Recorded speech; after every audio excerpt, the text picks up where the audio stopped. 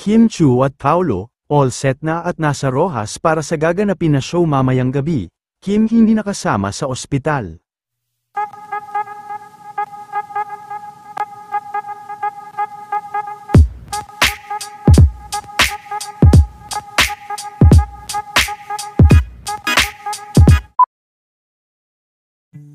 Mamaya na nga magaganap, ang inaabangan na guesting nila Kim Chu at Mr. Paulo Avellino, sa Sinadya Festival sa Rojas City, at dahil din dito ay maaga pa nga lang kanina, ay nakarating na rin sila, kaagad din naman na sinalubong ng mga fans sa Rojas, sina Kim Chu at Paulo.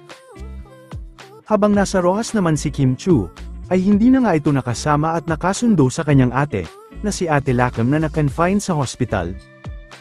Matatandaan na very close nga si Kim sa kanyang ate Lacam. Ngayon araw na din ito inilabas, ang kanilang ama din ang isa sa sumundo dito.